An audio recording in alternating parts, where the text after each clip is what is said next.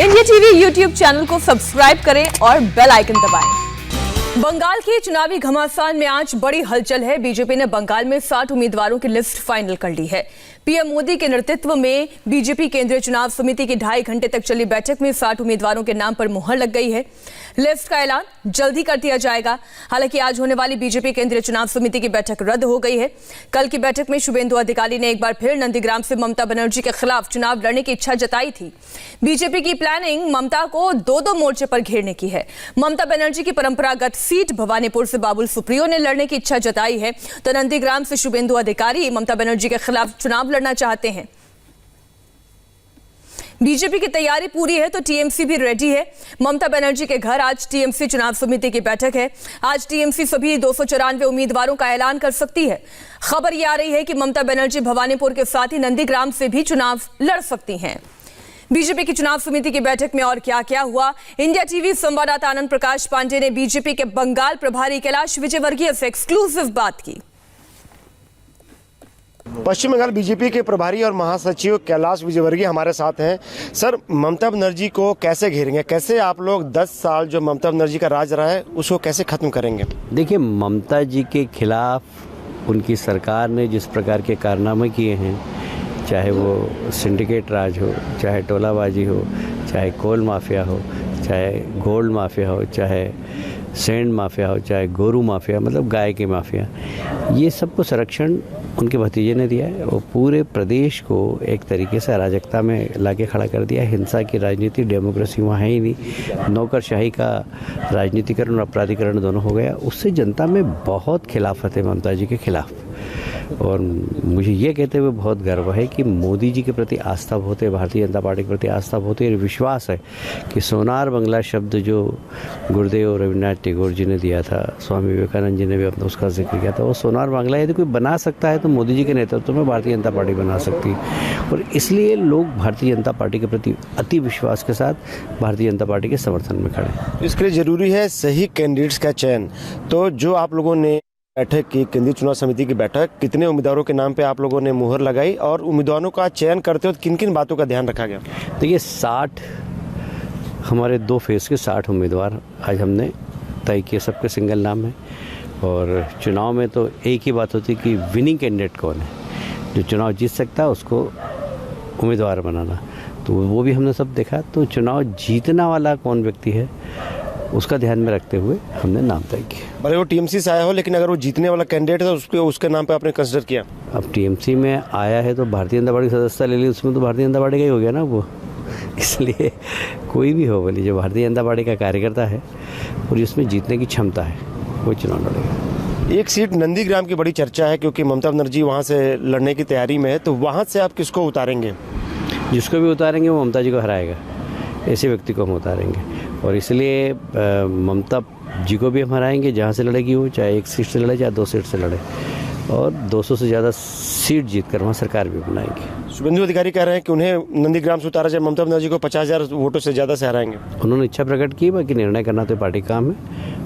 इस विषय में चर्चा भी हुई और उसमें निर्णय यदि होगा तो आपको पता लग जाएगा। एक और सीट है भवानीपुर, वहाँ से भी ममता बनर्जी के लड़ने की चर्चा है। वहाँ से बाबुल सुप्रियो ने इच्छा जताई है लड़ने की। हाँ, बाबुल्ला ने कहा है कि मैं लड़ सकता हूँ। बाबुल्ला के अलावा 9 ऐसे और कार्यकर्ता वरिष्ठ जिन्होंने कहा कि हम भी लड़ना चाहते हैं। अब ये तो पार्टी तय करेगी। बाकी मैं ये विश्वास के साथ कह सकता हूँ कि दोनों सीटों पर हम ममता जी को हराएंगे। क्या बीजेपी सांसदों को भी इस चुनावी मैदान में उतारेगी, खासतौर पर दिलीप घोष की बात करें या फिर मुकुल रॉय जो कि वरिष्ठ नेता है? अभी तक इस बारे में कोई विचार नहीं हुआ, पर हमारा हाईकमान, हमारी लीडरशिप कहेगी कि हाँ कोई सांसद तो लड़ना है तो हमारे कार्यकर्ता तो लड़ने के लिए तैयार रहेंगे। एक आखिरी सवाल, क्या बीजेपी पश्चिम बंगाल में मुख्यमंत्री का कोई चेहरा देगी?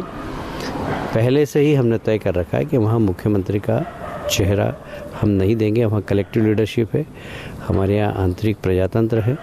हम 200 सीट से ज़्यादा विधायक जीतेंगे। विधायक दल की बैठक होगी, उसमें हमारा नेता तय होगा और फिर हमारा पार्लियामेंट्री बोर्ड उसको स्वीकृति प्रदान करेगा।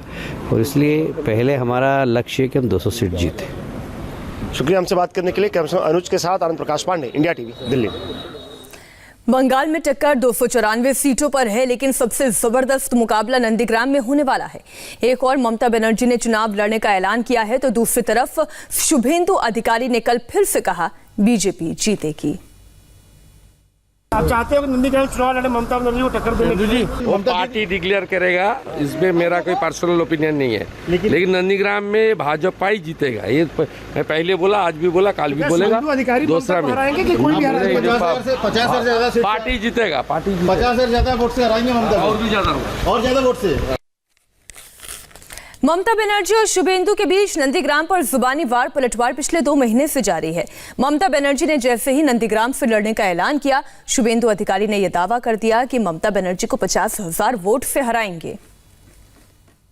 আর নন্দীগ্রামের সিটে আমি কারোর নাম এখনই বলছি না, পরে বলবো, বাট আমি মনে করি নন্দীগ্রাম সিটে ভালো মানুষ দেব, যিনি সত্যি আপনাদের কাছে পড়ে থাকে, যিনি কাজ করবেন। আর নন্দীগ্রাম সিট এমনিতে এটা জেনারেল সিট, কাজেই কোনো অসুবিধা নেই। এমনকি আমি যদি নন্দীগ্রামে দাঁড়াই কেমন হয়?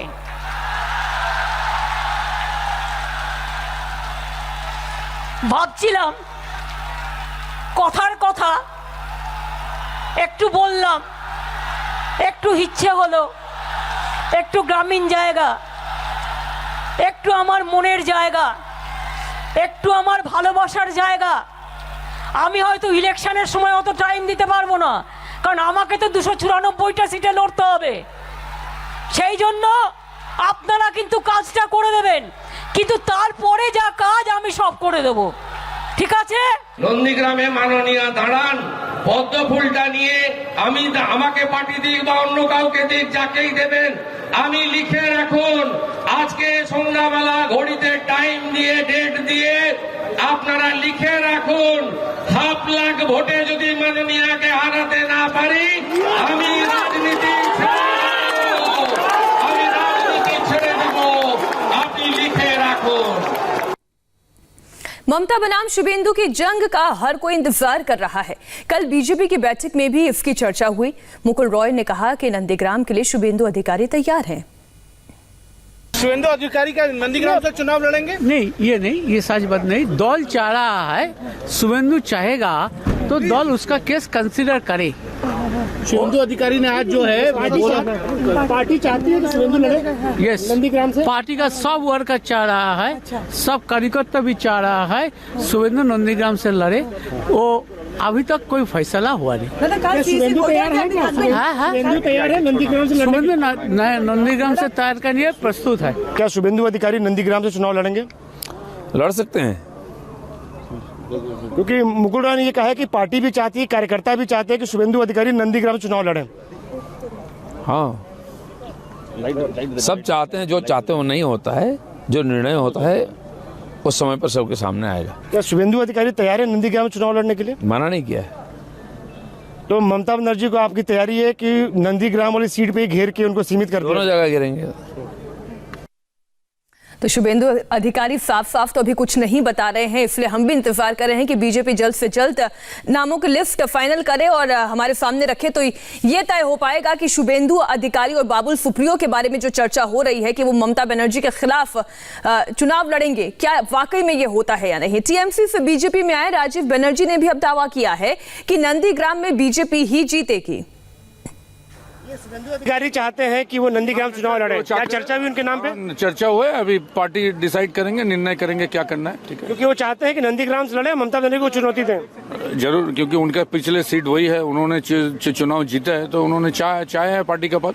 अभी पार्टी निर्णय करेंगे क्या करना है। ममता को घेरने की रणनीति आप लोगों ने पूरी बनाई है? वो तो देखिए, वो तो प्रेस को हम लोग बोलेंगे नहीं क्या रणनीति है, वो तो आप लोगों को जैसा बाद में पता लगेगा सब कुछ। लेकिन अगर ममता बनर्जी नंदीग्राम से लड़ती है तो आपको लगता है कि वो हारेंगे या जीतेंगे? बीजेपी जीतेंगे। उनका हालत क्या हो गया है, उनको अब हर जगह पर प्रधानमंत्री जी दिखाई दे रहे हैं, तो ये उनके लिए उनके चेहरे पर जो माथे पर जो डर दिखता है ना, इससे बंगाल की जनता को खुशी मिल रही है कि डर ममता बनर्जी के माथे पर शिकन और डर दिखाई दे रहा है। भारतीय जनता पार्टी, ये डर बहुत अच्छा है। और इस वक्त दिल्ली से हमारे साथ हमारे सहयोगी देवेंद्र पराशर जुड़े हुए हैं। देवेंद्र, सबसे पहले तो आप ये क्लैरिटी दे दें कि ममता बनर्जी के खिलाफ चुनाव लड़ने की मंशा कौन कौन रख रहा है? शुभेंदु अधिकारी, बाबुल सुप्रियो, दोनों का नाम चल रहा है? देखिए, नंदीग्राम से शुभेंदु अधिकारी बीजेपी के उम्मीदवार होंगे ये तय है। बाकी जितनी बातें हैं वो सिर्फ कहने की बातें हैं। पार्टी ये तय कर चुकी है और सिर्फ उसका ऐलान होना बाकी है। दूसरी चीज कि अगर ममता बनर्जी भवानीपुर से भी चुनाव लड़ती हैं तो फिर भवानीपुर से बाबुल सुप्रियो के नाम पर विचार किया जा रहा है, वो अभी तय नहीं है। संभावना है कि बाबुल सुप्रियो को वहां से लड़ाया जाए, लेकिन शुभेंदु अधिकारी का नाम नंदीग्राम के लिए तय है। साथ ही साथ ये भी तय है कि शुभेंदु अधिकारी उसी एक सीट से लड़ेंगे और उसके पीछे वजह यह है कि मैसेज ये रहेगा कि शुभेंदु अधिकारी इतने कॉन्फिडेंट हैं कि ममता बनर्जी को चुनाव में हराया जा सके और इन दो हैवीवेट नेताओं के सहारे ममता बनर्जी को उनके अपने घर में फंसाने की कोशिश होगी, क्योंकि टीएमसी के स्टार कैंपेनर के तौर पे एकमात्र ममता बनर्जी हैं और अगर उनके अपने कंस्टिट्यूंसी में उनकी सीट को लेकर चुनौती मिलती है तो जाहिर तौर पे बाकी किसी और सीट पे उनका ध्यान भटकेगा और ये बीजेपी की रणनीति है कि उनको उनकी सीटों पे उलझाया जाए और इसके लिए इन नेताओं के नाम पर विचार है का नाम तय है। शुभेंदु अधिकारी के पास की जो दूसरी सीट पे जिस पे चर्चा चल रही थी कहती, वहां पर उनके भाई को वहां से उम्मीदवार बनाया जाएगा। तकरीबन 60 उम्मीदवारों के नाम बीजेपी ने तय कर लिया है, महज उनका ऐलान होना बाकी है। लेकिन पार्टी के सोर्सेज हमें ये बता रहे हैं कि आज जो लिस्ट आएगी उसमें संभव है कि बंगाल के उम्मीदवारों के नाम ना हो। स्ट्रेटजी ये थी कि 7 को पीएम की रैली के बाद उन उम्मीदवारों के नाम का ऐलान किया जाए। हालांकि नॉमिनेशन को लेकर तारीख उसके बाद कुछ घंटे ही बच जाएंगे, तो इन सारी चीजों पर विचार हो रहा था। लेकिन अभी पार्टी के सोर्सेज का ये कहना है कि आज संभावना इस बात की ज्यादा है कि असम के उम्मीदवारों की सूची आएगी। आपने क्योंकि असम का जिक्र किया जी देवेंद्र, क्योंकि आपने असम का जिक्र किया तो उसी से जुड़ी हुई एक खबर भी है, उसके बाद हम आपके तरफ वापस लौटेंगे। बंगाल के घमासान के बाद बात हम असम की कर रहे हैं।